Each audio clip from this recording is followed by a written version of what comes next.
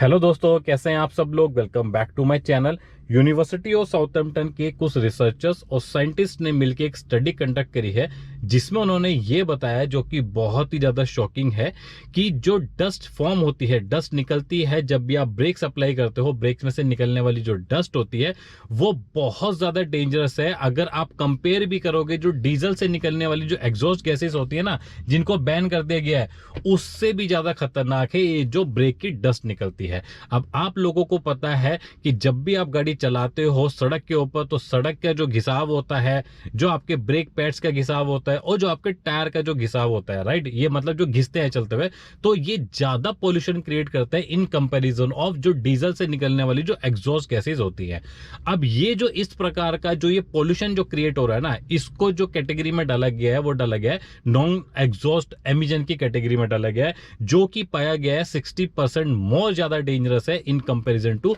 जो exhaust gases निकलती है। अब बात ये आती है कि जो ये ब्रेक पैड यूज होते हैं गाड़ी में, बेसिकली ये 4 तरीके के ब्रेक पैड्स होते हैं जो normally all over the world बन के निकलते हैं, बराबर। अब इनके अंदर जो ये पैड्स हैं, ये भाई साहब आपके हो गए, सबसे पहले आपको बता देता हूं, copper enrich non asbestos organic, number 2 है लो मेटेलिक, नंबर 3 है आपका सेमी मेटेलिक, और नंबर 4 हो गया आप लोगों का हाइब्रिड सिरेमिक। अब यूके में तो बहुत साल पहले जो एस्बेस्टस जो ये मटेरियल यूज होता था ना, ये बैन कर दिया गया था। बेसिकली इसका यूज होता है ब्रेक पैड के अंदर, ताकि आपको पता है कि जब ब्रेक अप्लाई होते हैं तो फ्रिक्शन के कारण हीट निकलती है, तो उस हीट को कंट्रोल करने के लिए और उससे डील करने के लिए, ताकि आप लोगों की गाड़ी इजीली रुक जाए, इस मटेरियल का यूज होता था। तो स्टडी में ये पाया गया है कि ये जो 4 तरीके के जो ब्रेक पैड्स हैं, इनमें जो ये 2 बेसिकली जो ब्रेक पैड यूज हो रहे हैं, जिसमें आपका नॉन एस्बेस्टस ऑर्गेनिक और साथ में सिरेमिक मटेरियल वाले जो ब्रेक पैड हैं, ये ज्यादा डस्ट क्रिएट करते हैं और इनमें यूज जो रिलीज होने वाले जो बेसिकली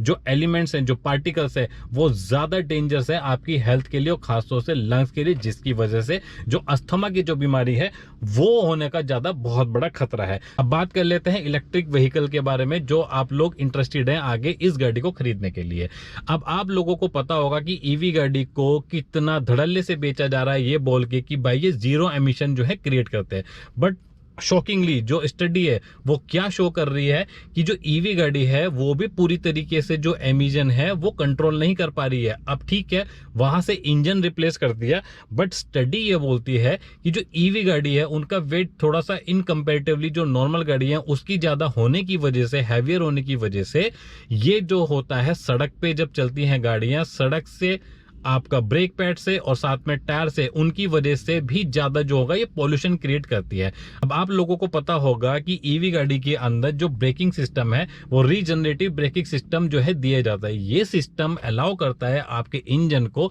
ऐसा काम करता है वो जनरेटर की तरह, ताकि आपकी गाड़ी जो है वो स्लो कर सके। बट जो ये फ्रिक्शन ब्रेक्स होते हैं, जो नॉर्मली जो ब्रेक लगे होते हैं, ये पूरी तरीके से रिप्लेस तो नहीं हो पाते, तो कहां से ये जो है आपका जीरो एमिशन क्रिएट करते हैं, राइट। तो ये तो चीज फ्लॉप हो गया कि भाई जो आपके इलेक्ट्रिक व्हीकल होते हैं ये पूरी तरीके से जो एमिशन है वो कंट्रोल करते हैं, या मतलब एमिशन करते ही नहीं है। तो आई होप आप लोग समझ गए होंगे कि जो ये ब्रेक डस्ट होती है ये ज्यादा क्यों डेंजरस है इन कंपैरिजन ऑफ जो भी एमिशन क्रिएट करते हैं डीजल के कंपैरेटिवली, राइट। तो आई होप आप लोगों को वीडियो कुछ इंफॉर्मेटिव लगी होगी। अगर आप लोगों को जानकारी पसंद आई है और इसी प्रकार की वीडियो देखने के लिए आप लोग प्लीज वीडियो को लाइक, शेयर,